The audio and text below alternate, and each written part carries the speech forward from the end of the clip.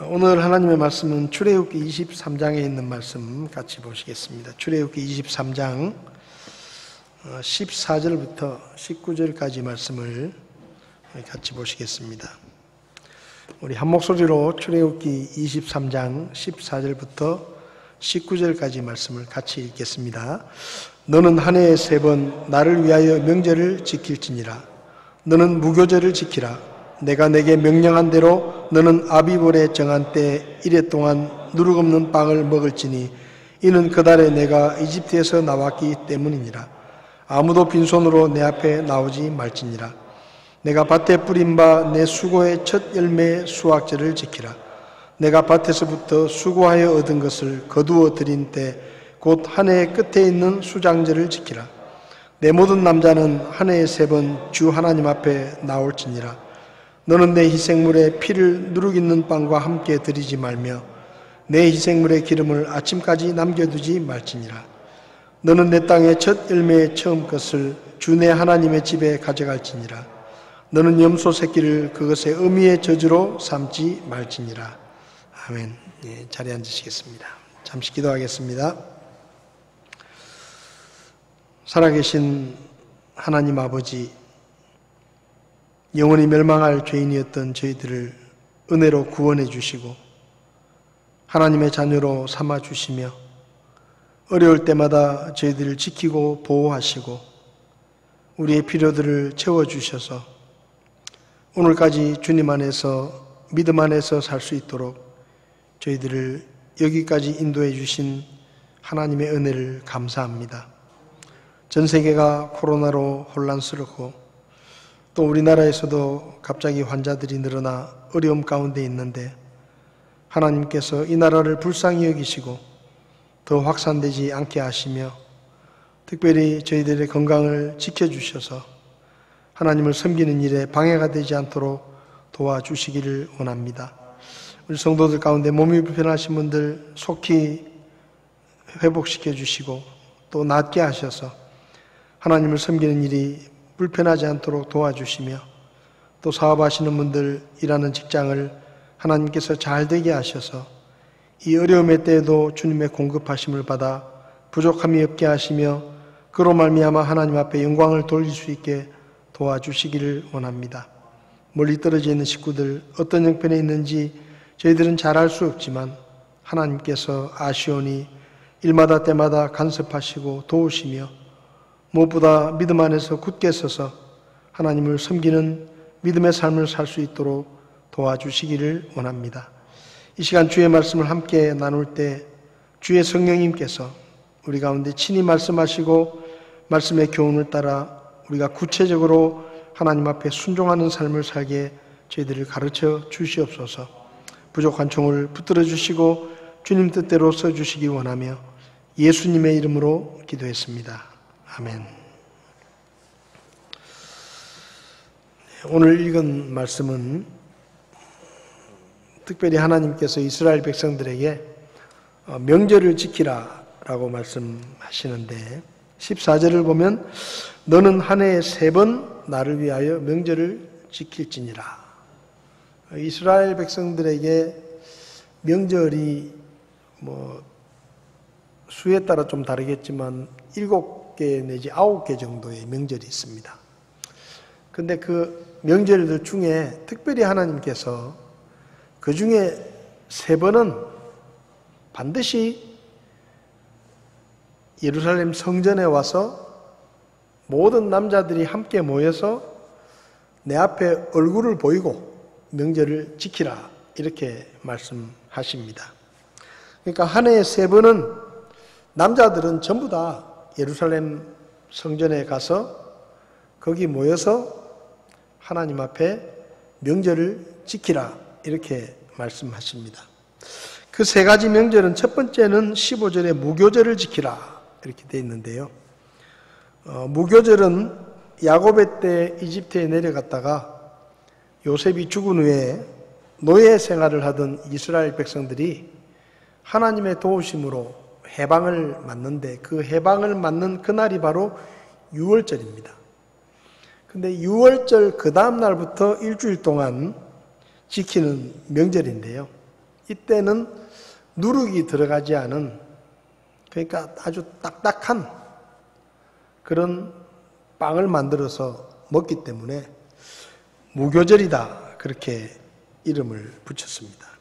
그래서 6월절 그 다음 날부터 일주일 동안은 누룩이 들어가지 않은, 쉽게 말하면 그 제대로 요리되지 않은 광야에서 먹는 그런 음식을 먹으면서 하나님께서 이스라엘 백성들에게, 그들의 조상들에게 베푸셨던 은혜를 기억하고, 또 이집트에서 노예 생활을 하던 그들을 구원해 주신 것에 감사하는 그런 마음을 가지고 일주일 동안 그렇게 명절을 지키라, 그렇게 말씀하셨습니다. 민수기 28장을 보면 무교절의 첫날과 마지막 날에는 일을 하지 않고 전부 다 한자리에 모여서, 쉽게 말하면 하나님 앞에 예배를 드리라, 그렇게 말씀하셨고요. 일주일 동안 매일마다 번제와 속죄제를 드려서 하나님 앞에 제사를 드려라, 그렇게 말씀하셨습니다. 그 다음에 두 번째는 이제 16절에 나오는 수확절이라고 되어 있는데요. 곡식을 거둘 때에 그때도 명절을 지켜라. 이 수확절은 이 무교절이 끝나고 나면 바로 초실절이라는 절기가 있는데, 그 초실절은 처음으로 보리 이삭을 거두는 때입니다. 그래서 처음으로 보리 이삭을 거두는 그 초실절부터 50일째 되는 날, 그러니까 3월 6일, 유대력으로 3월 6일인데 우리로 말하면 6월 6일쯤 됩니다. 그때쯤 명절을 지키는데, 그래서 이제 이 수확절을 그 초실절로부터 49일 지나서 지키는 절기다 그래가지고 77절이라고 부르기도 합니다. 이 77절이 이제 쉽게 말하면 오순절이죠, 오순절. 그래서 이 그 수확절은 이제 초실절 때는 보리 이삭을 처음 거두고, 그 다음에 이 77절은 밀 이삭을 거두는 시작이 바로 이 77절입니다. 그러니까 77절에 쉽게 말하면 처음으로 밀 수확을 거두면서 그 첫 열매를 하나님 앞에 드리라, 그렇게 말씀하시면서 77절에는 추수한 밀의 첫 열매를 볶아가지고 그것을 가루로 빻아서 기름과 유황을 얹어서 불에 태워서 하나님 앞에 제사를 드렸습니다. 77절에도 일을 하지 말고 그날도 역시 거룩한 집회로 모여서 하나님만 섬기라, 그렇게 말씀하셨습니다. 그 다음 세 번째는 이제 그 16절의 뒷부분에 보면 내가 밭에서부터 수고하여 얻은 것을 거두어 드린 때 곧 한 해의 끝에 있는 수장절을 지키라. 이 수장절은 1년 동안 농사지은 곡식을 다 거두고 추수가 끝난 다음에 그 추수한 곡식들을 창고에 들여 놓으면서 지키는 절기인데, 일주일 동안 자기 집에서 집을 떠나서 장막을 짓고 초막을 짓고 그 초막에서 일주일을 지냅니다. 그래서 초막절이라고 부르기도 하는데요. 유대력으로는 7월 15일쯤 됩니다. 우리로 말하면 10월 달쯤 되죠. 그래서 그 7월 15일부터 일주일 동안은 자기 집에서 다 나와가지고 장막을 치고 그 장막에서 지냅니다. 지금도 이스라엘 사람들은 이 초막절이 되면 자기가 살던 집 앞에 이 천막을 치든지 아니면 공터 같은 데 천막을 치고 일주일 동안 자기 집에서 나와가지고 초막절을 지킵니다. 이 초막절을 지키는 것은 하나님께서 이스라엘 백성들을 광야에서 인도하실 때 그들의 필요들을 채우시고 그들을 지키시고 보호하셨던 것을 생각하고 하나님 앞에 감사하는 그런 절기로 지켰습니다.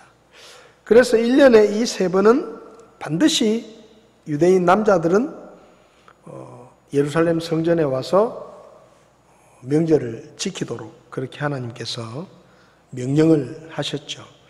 그리고 레위기 23장을 보면 이런 명절에는 이제 보통의 안식일과는 좀 다르게 보통 이스라엘 사람들이 안식일에도 제사를 하나님 앞에 드리면서 쉽게 말하면 뭐 서원 제물이나 감사의 제물이나 속죄의 제물들을 바쳤는데 이 명절들에는 특별히 하나님께서 이 명절에는 특별히 하나님 앞에 제물을 드려라 그렇게 말씀을 하셔서 어떤 명절 때는 매일마다 하나님 앞에 번제를 드리기도 했고 또 속죄의 제물을 드리기도 했는데 그래서 레위기 23장을 보면 보통 때 바치는 그런 허물 그것도 바치지만 그보다 훨씬 더 이상으로 하나님 앞에 하나님이 명하신 헌물들을 바쳐라 라고 레위기 23장 37절부터 38절까지 말씀하고 있습니다.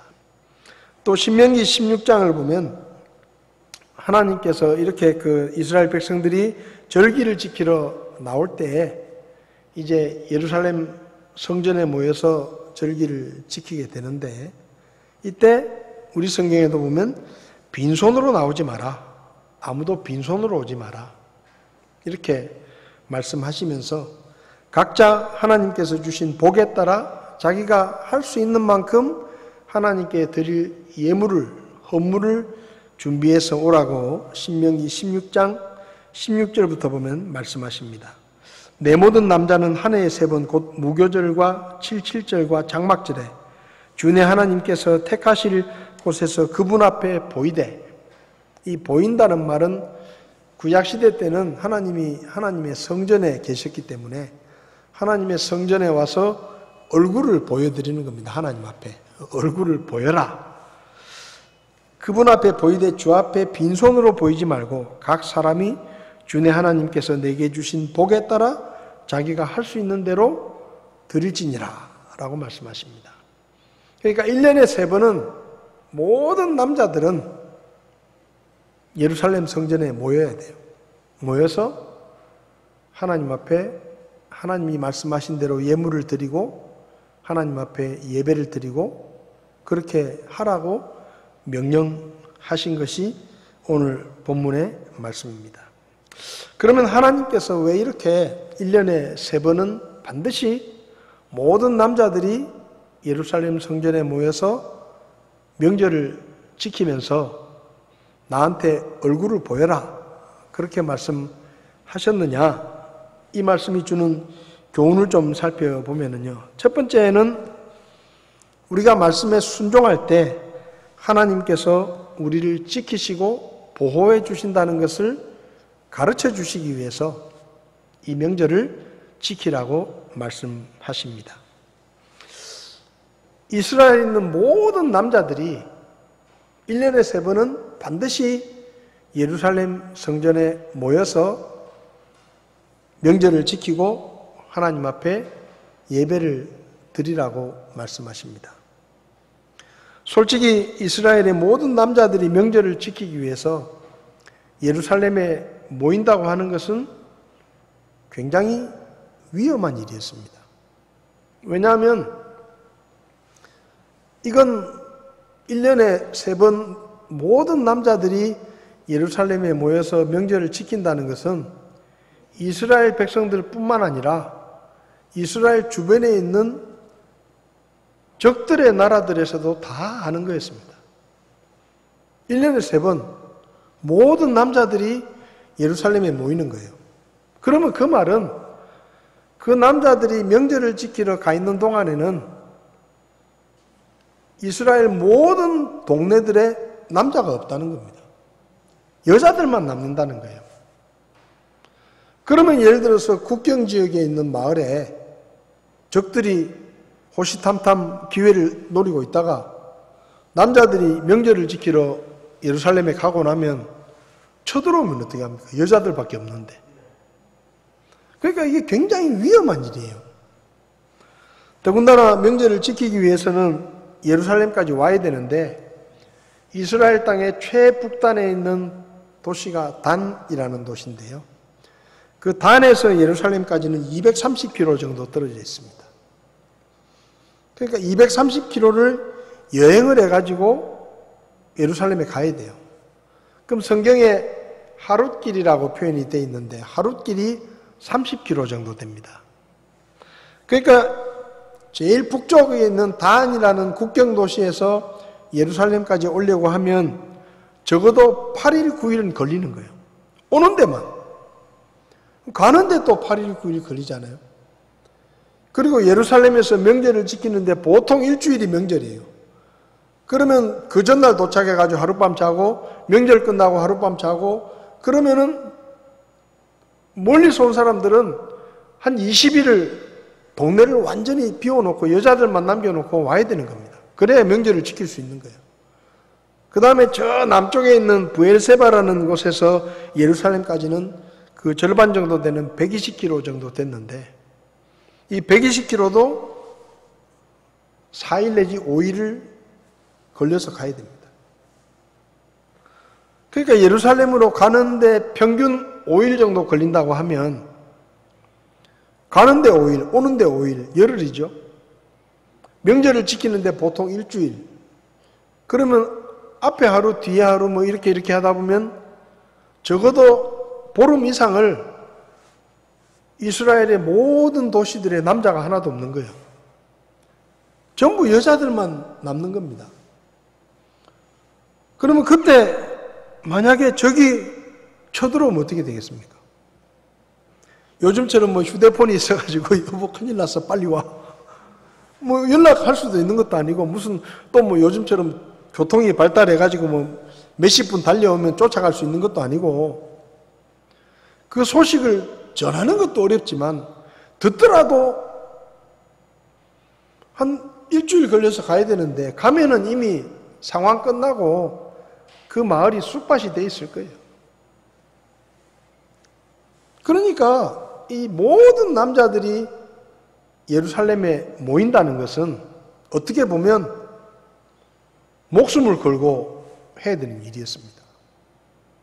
근데 이렇게 위험한데 하나님께서 이스라엘 백성들에게 잔소리하지 말고 1년에 무조건 3번은 모든 남자들이 예루살렘 성전에 모여서 명절을 지켜라 라고 말씀하십니다. 그 어떻게 됩니까? 그 마을을 지킬 남자들은 빼놓고 군인들은 빼놓고 나머지만 와서 명절을 지키라 이게 아니고 남자들은 전부 다 와야 된다. 나한테 얼굴을 보여야 된다. 반드시 1년에 3번은 와서 명절을 지켜라. 신명기 16장 16절에 내 모든 남자는 한 해에 3번 곧 무교절과 칠칠절과 장막절에 주내 하나님께서 택하실 곳에서 그분 앞에 보이되 얼굴을 보이라는 거예요. 출석을 하라는 겁니다. 출석을. 대리 출석도 안 돼. 다 와야 돼요. 어리더라도 와야 돼요. 남자는. 그래서 만약에 애가 너무 어리면 남자애가 너무 어리면 온 가족이 와야 되는 겁니다.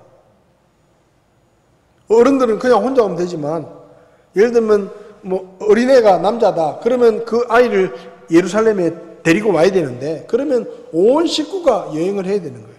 이게 보통 일이겠어요? 근데 이스라엘 백성들은 하나님께서 명령하신 대로 1년에 3번 모든 남자들이 예루살렘에 와서 하나님이 명령하신 대로 명절을 지켰습니다.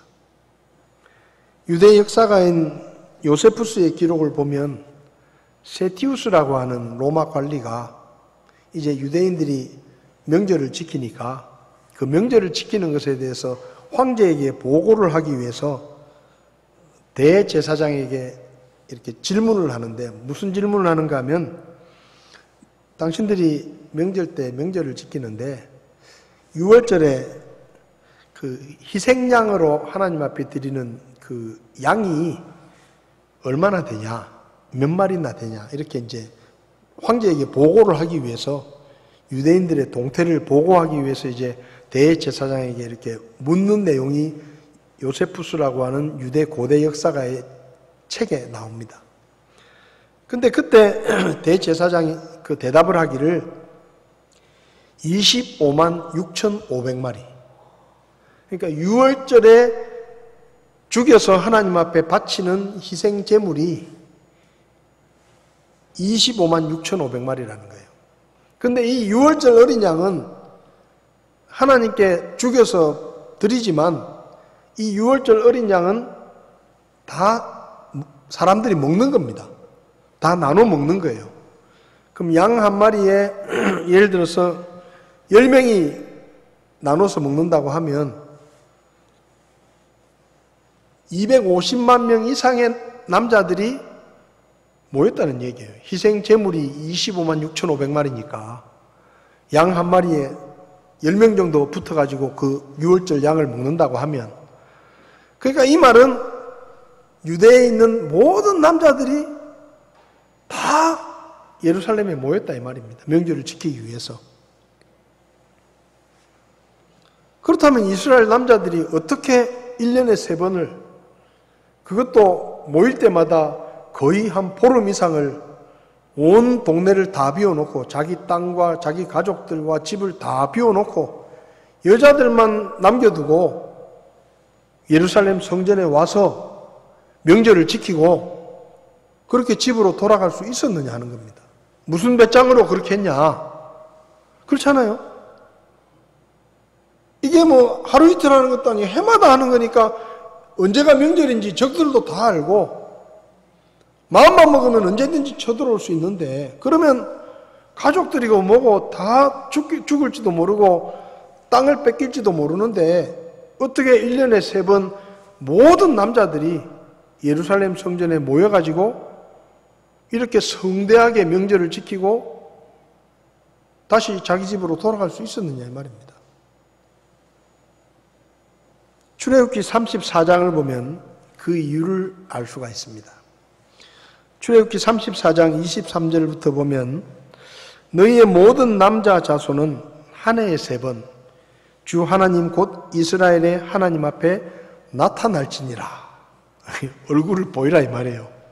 하나님 앞에 얼굴을 보이고 출석을 하라 이 말입니다. 내가 민족들을 내 앞에서 쫓아내고 내 경계를 넓히리니 네가 한 해에 3번 주 내 하나님 앞에 보이려고 올 때에 아무도 내 땅을 탐내지 못하리라. 하나님께서 이렇게 약속을 하십니다. 쉽게 말하면 남자들이 다 1년에 3번 정도는 보름 이상씩 예루살렘 성전에 모여서 자기 동네를 다 비우고 여자들만 남겨두고 와서 명절을 지켜라. 그렇게 하나님이 요구하시거든요. 그러면 이스라엘 백성들이 물을 거 아니에요. 하나님, 우리가 그렇게 동네를 비워놓고 여자들만 두고 다 예루살렘에 모이면 혹시 적이 쳐들어오면 어떻게 합니까? 그런 생각을 할 거 아니에요. 근데 하나님께서 미리 말씀하시는 거예요.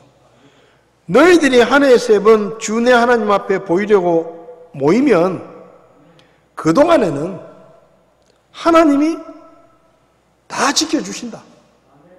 그 땅을 보호하고 가족들을 보호하고 아무도 그 땅을 침략하지 못하도록 하나님께서 책임지고 지키시고 보호해 주시겠다라고 약속을 하신 겁니다.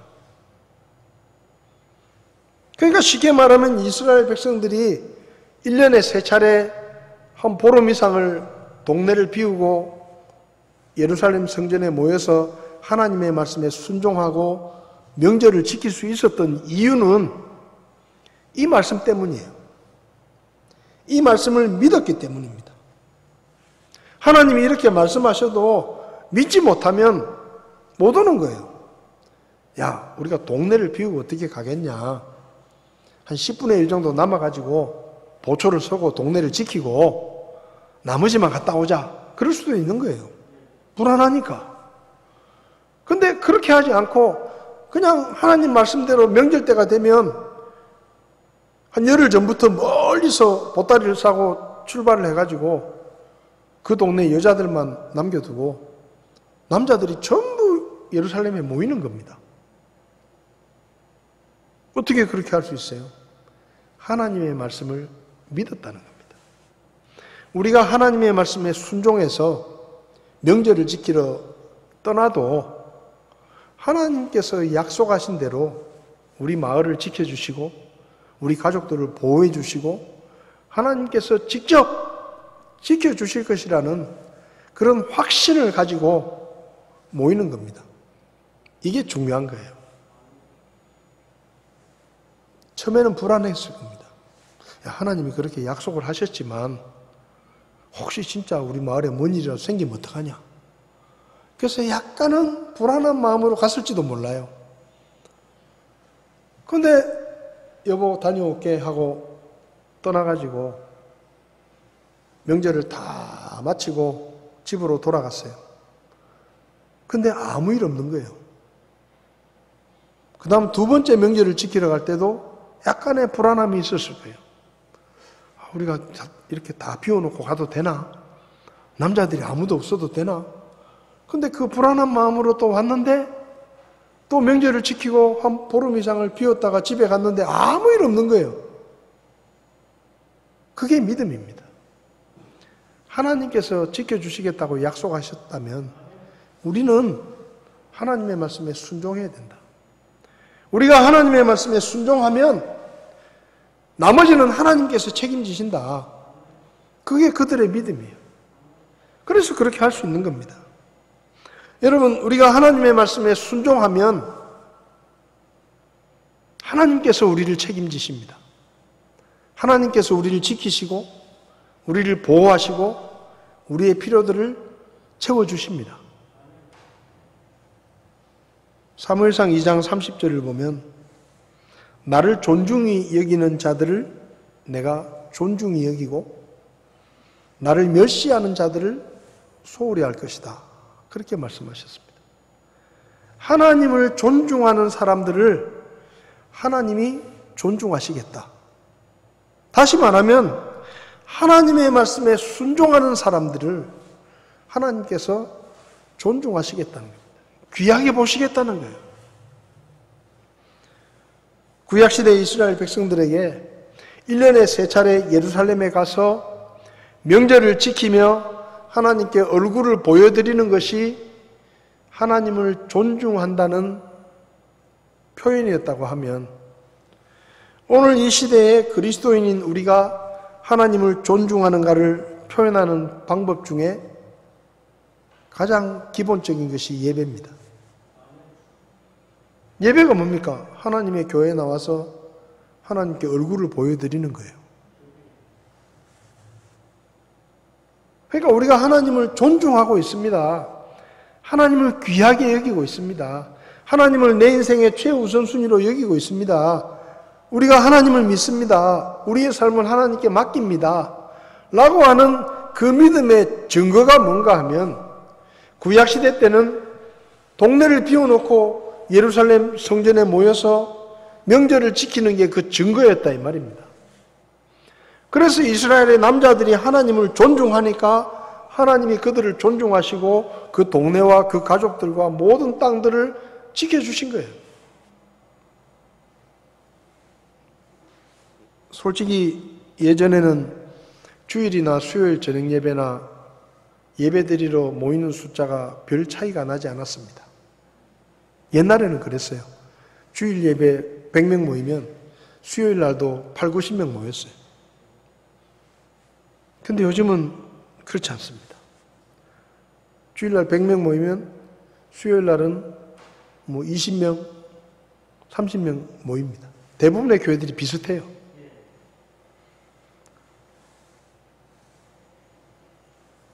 왜 이렇게 됐냐? 장로교회 주보를 보면 왜 그렇게 됐는지 알 수가 있습니다. 장로교회 주보를 보면요. 예배 명칭이 다 다릅니다. 주일 대예배. 주일 아침 예배는 주일 대예배예요. 주일 대예배. 주일 오후 예배나 저녁 예배는 주일 찬양 예배. 그 대예배하고 좀 다르죠.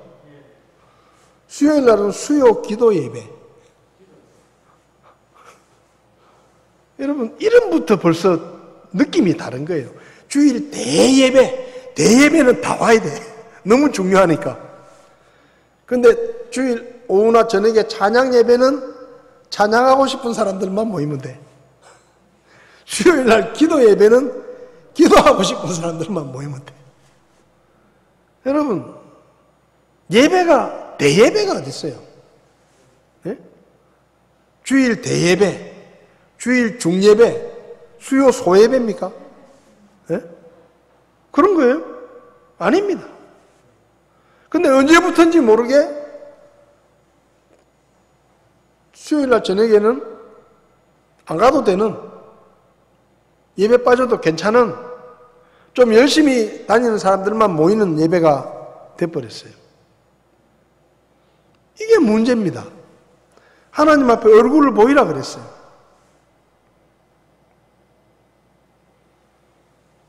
물론 나름대로 사정이 있겠죠. 코로나 시대에 접어드니까 1년이 넘도록 현장 예배 안 오시는 분들이 교회마다 꽤 많습니다. 물론 사정이 있겠죠. 그렇지만 우리가 믿음으로 하나님께 예배 드리는 것을 선택하면 하나님이 책임지십니다. 하나님이 우리를 지키십니다. 하나님이 우리를 보호해 주십니다. 우리 교회 예배 출석률이 다른 교회보다 좀 좋습니다. 주일날. 그래서 코로나 감염되시는 분들이 없는지도 몰라요. 코로나 감염될까 봐 벌벌벌 떨면서 그냥 예배도 못 나오고 반도 안 나오고 그러다 보면 코로나 감염이 될 수도 있습니다. 근데 우리가 하나님 앞에 예배를 드리잖아요. 어렵지만 예배를 선택하잖아요. 믿음으로 하나님의 말씀에 순종하기를 선택하면 하나님이 책임지시는 겁니다. 이것을 유대인들의 삶을 통해서 보여주시는 거예요. 왜 하나님께서 1년에 3번은 꼭 나오라 그러느냐? 너희들이 나와서 확인하라는 거예요. 너희들이 말씀에 순종하면 내가 너희들을 지켜주고 내가 너희를 보호해주고 내가 너희의 필요들을 채워주고 내가 책임진다. 이것을 명절을 지키러 예루살렘에 왔다 가면서 확인을 하라는 겁니다. 확인을 하라. 그래서 이스라엘 사람들이 아무 걱정 안 하고 동네를 싹 비워놓고 남자들이 다 가도 부인들도 여보 잘 다녀와 그러지 당신 없으면 어떻게 큰일 나면 어떻게 걱정 안 해요. 남자들도 그 마을을 다 비워놓고 여자들만 남겨놓고 오면서도 아무 걱정 안 합니다. 왜? 하나님께서 약속하신 대로 지키시기 때문에 걱정할 필요가 없는 거예요.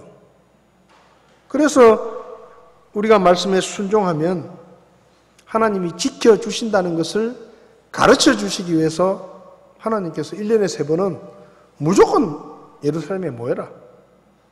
다 비워놓고 와라. 나를 믿고 너희들이 순종하면 나머지 내가 책임진다. 내가 지킨다.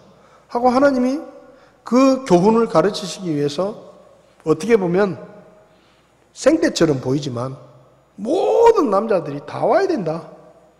그렇게 말씀하시는 겁니다. 우리가 하나님께서 우리를 지키시고 보호해 주실 것을 믿고 예배의 자리에 모여서 하나님께 예배를 드릴 때 하나님께서 우리를 책임지십니다. 안봉순 자매님이 처음 우리 교회에 돌아오셨을 때 주일날 그 떡집 때문에 예배를 가끔 빠지셨거든요. 제가 예배 드려라 예배. 목사님 떡을 그 전날 만들어 놓으면 별로 안 좋아해요. 그거 하나님께 맡기고 매출이 떨어질지도 몰라요. 그것도 하나님께 맡기고 예배를 드려라 예배를. 그럼 하나님이 책임진다. 근데 그 자매가 주일날 그래서 장사를 안 하고 예배를 드리러 왔거든요. 하루 전날 떡을 만들어 놓고. 근데 매출이 올라갔어요. 장사가 더 잘 됐어요. 여러분 우리가 하나님의 말씀에 순종하는 것을 주저할 필요가 없습니다. 왜냐하면 우리가 하나님의 말씀에 순종하기로 결심하고 행동으로 옮기면 그때부터 하나님이 우리를 존중하시고 우리를 귀하게 여기시고 우리의 삶을 책임지시는 거예요.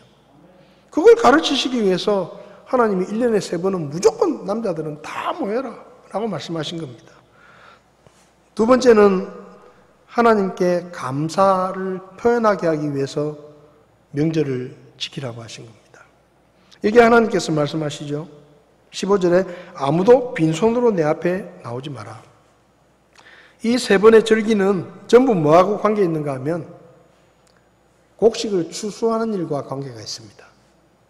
첫 번째 무교절은 무교절 끝나는 날이 초실절이라고 보리 수확을 거두는 시기예요. 이른보리에 수확을 거둡니다. 그 다음에 칠칠절은 밀을 처음으로 수확하는 그 시기예요. 그 다음에 초막절은 수장절은 모든 추수를 다 마치고 그 추수한 곡식을 창고에 들이는 시기입니다.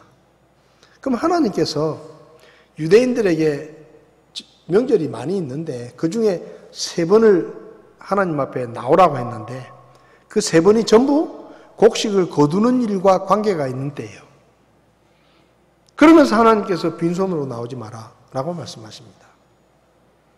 무슨 말이겠어요? 이스라엘 백성들이 씨를 뿌리고 곡식을 거두는데 하나님께서 그들에게 은혜를 베푸시고 그들을 도와주셔서 너희가 곡식을 거둔다 하는 것을 가르치시고 그래서 너희가 하나님 앞에 감사하는 마음을 표현해라 라고 하나님께서 요구하신 겁니다. 농사를 짓고 곡식을 거두었는데 우리가 수고해서 우리가 고생해서 우리가 열심히 일을 해서 이런 열매를 거두었다. 그게 아니라 하나님이 도와주시고 하나님이 은혜를 베풀어 주셔서 너희들이 무언가를 얻게 된 것이다. 그러니까 그 얻은 것에 대해서 하나님 앞에 나와서 예물을 드리고 감사를 표현하고 하나님이 주신 복을 기억하면서 하나님의 은혜에 감사하는 마음으로 그 감사를 표현해야 된다라고 하나님께서 말씀하신 겁니다. 신명기 8장을 보면 이스라엘 백성들에게 하나님이 말씀하십니다. 너희들이 가나안 땅에 들어가면 곡식도 많이 거두게 될 것이고 가축들도 많이 얻게 될 것이고 풍성하게 되고 부유하게 될 것이다. 근데 그때 14절에 내 마음이 교만하여 내가 주 내 하나님을 잊어버릴까 염려하노라. 너희들이 열심히 일하고 너희들이 수고해서 부자가 됐다고 풍성하게 됐다고 착각할까 내가 걱정이다 이 말이에요. 17절에는 또 내가 마음속으로 이르기를 내 능력과 내 손의 힘으로 내가 이 재물을 얻었다 할까 염려하노라. 18절에 오직 너는 주 내 하나님을 기억하라. 내게 재물 얻을 능력을 주시는 분이 곧 그분이시니. 뭐예요? 너희들이 무언가를 얻으면 그거 너희가 잘해서 그런 거 아니다. 하나님이 은혜를 베풀어 주시고 하나님이 일할 수 있는 능력을 주시고 하나님이 뭔가를 할 수 있는 재능을 주셨기 때문에 너희들이 얻게 된 것이다. 그것을 잊어버리지 말라는 거예요. 그것을 잊어버리는 순간 교만한 마음이 들어오는 겁니다. 여러분, 에덴 동산에서 아담과 하와가 마귀가 와서 거짓말을 하죠. 하나님이 이 동산의 모든 나무의 열매를 다 먹게 하셨는데 저거 하나 저거 못 먹게 했다. 근데 왜 못 먹게 한 줄 아냐? 저거 먹으면 너희가 하나님처럼 된다. 여러분, 그때 아담과 하와가 뭐라고 대답했어야 됩니까? 우리는 이미 하나님으로부터 너무 많은 것을 받았다. 하나님이 우리에게 모든 걸 다 먹으라고 저거 하나 먹지 말라고 하셨다. 얼마나 감사한 일이냐? 응? 그렇잖아요. 얼마나 고마운 일이에요. 자기들은 씨 하나 안 뿌렸는데 하나님이 모든 동산의 나무의 열매를 마음대로 먹어도 된다 그랬잖아요.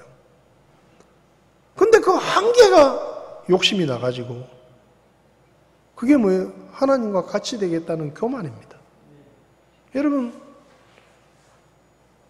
우리가 지금까지 무언가를 얻을 수 있었던 것, 일을 해서 살아가는 데 필요한 재물을 얻을 수 있는 것,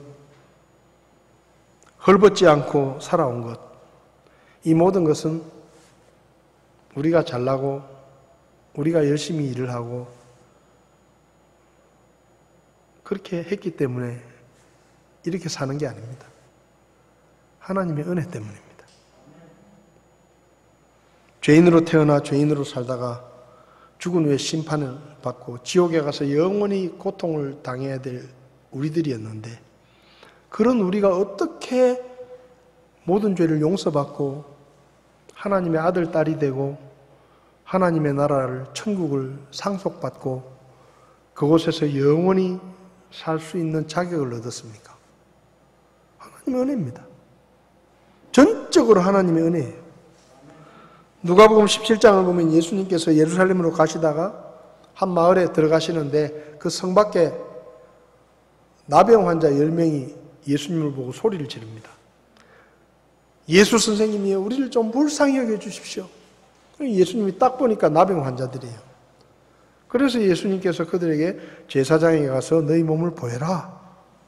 그래서 이 10명이 와 때를 지어가지고 제사장에게 갑니다. 근데 성경을 보면 가던 길에 병이 다 나왔어요. 가던 길에 병이 다 나왔어요. 깨끗하게, 피부가 깨끗하게 나왔습니다. 근데 성경을 보면 그 10명 중에 한 사람만 돌아와서 예수님 앞에 엎드려 절을 하면서 감사를 표현했습니다. 근데 그 사람이 사마리아 사람이에요. 예수님께서 뭐라고 말씀하십니까? 내가 10명에게 은혜를 베풀어 줬는데 나머지 9명은 어딨냐? 왜 감사하러 돌아온 사람은 이 한 사람밖에 없냐? 예수님께서 왜 그렇게 말씀하십니까? 그분이 은혜를 베풀어 주셨기 때문이에요. 그들이 병을 고쳐주셨기 때문이에요. 그들의 병을 고쳐주셨기 때문에 감사를 받을 만한 충분한 자격이 있기 때문에 나머지 9명은 어디 갔냐라고 물으시는 겁니다. 하나님께서 너희가 빈손으로 나 앞에 나오지 마라. 왜 그렇게 말씀하시죠? 하나님은 그들에게 감사를 받을 만한 자격이 있는 분이에요. 왜? 그들의 모든 필요들을 채워주시고 그들이 곡식을 거둘 수 있도록 이른 비와 늦은 비를 내려주시고 햇볕을 비춰주시고 때를 따라 그렇게 하셔서 농사가 잘 되도록 하나님이 힘을 써주셨다는 겁니다. 내가 이만큼 힘을 써줬으니까, 그래서 너희가 잘 됐으니까 너희들은 나한테 당연히 감사를 해야 된다. 그러니까 빈손으로 나오지 마라 라고 하나님이 요구하시는 겁니다. 왜 명절을 지키라고 하시고 명절에는 빈손으로 나오지 말라고 하십니까? 너희에게 감사할 것이 있는데 그 감사를 표현하라는 겁니다. 내 앞에 와서 표현해라. 나에게 합당한 감사를 돌려라 라고 말씀하시는 거예요. 여러분, 우리가 하나님 앞에 감사하는 마음을 잊지 말아야 됩니다. 우리가 예배를 드리면서 하나님 앞에 헌금을 드립니다. 사실 하나님이 베푸신 은혜에 비하면 우리가 하나님께 드리는 헌금은 아무것도 아니에요.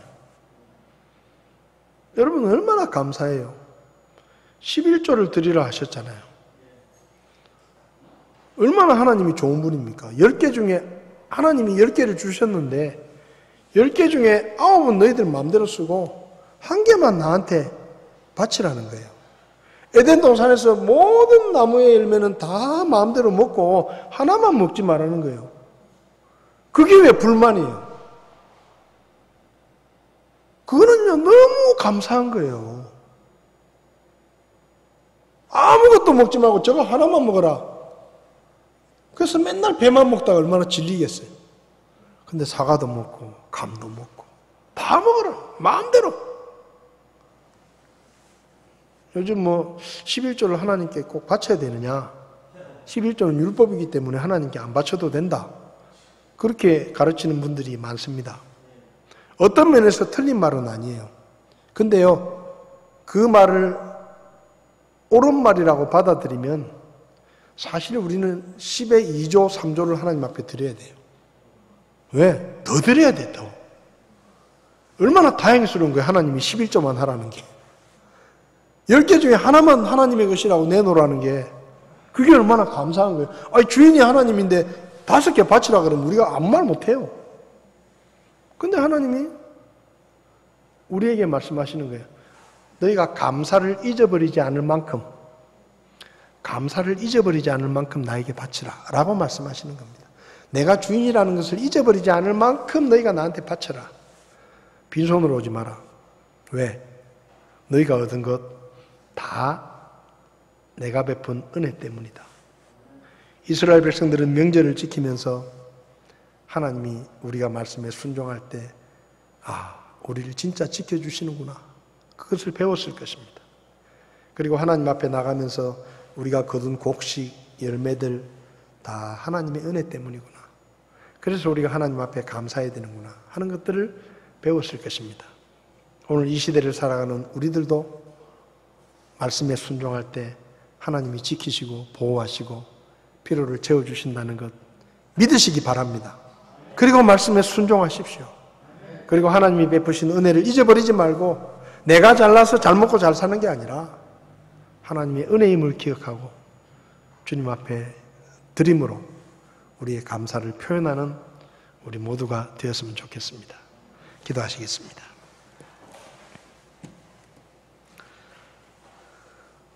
살아계신 하나님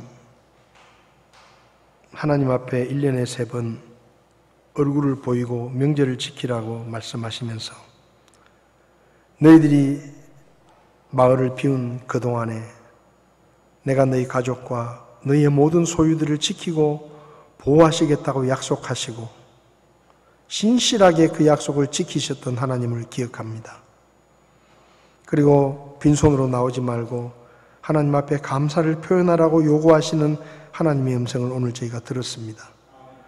우리도 하나님을 신뢰하고 하나님께 모든 것을 맡기고 항상 말씀에 순종하는 삶을 선택할 수 있도록 저희를 도와주시며 하나님이 베푸신 은혜와 사랑을 잊어버리고 교만을 품지 않게 하시고 항상 감사하는 마음으로 하나님 앞에 감사를 표현하며 드림으로 시간과 몸과 물질을 드림으로 하나님 앞에 감사하며 살아갈 수 있도록 저희들을 도와주시옵소서. 오늘도 주신 말씀을 감사드리며 예수님의 이름으로 기도했습니다. 아멘. 예배를 마치겠습니다.